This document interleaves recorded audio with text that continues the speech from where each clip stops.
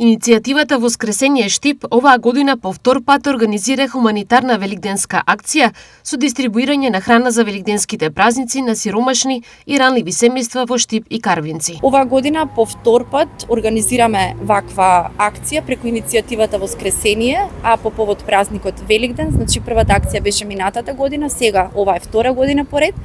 А како што јавноста е информирана, преку Бадникови поворки веќе 10 години организираме вакви хуманитарни акции. Хуманитарниот пункт во црквата Свети Никола во Штип е отворен и денес.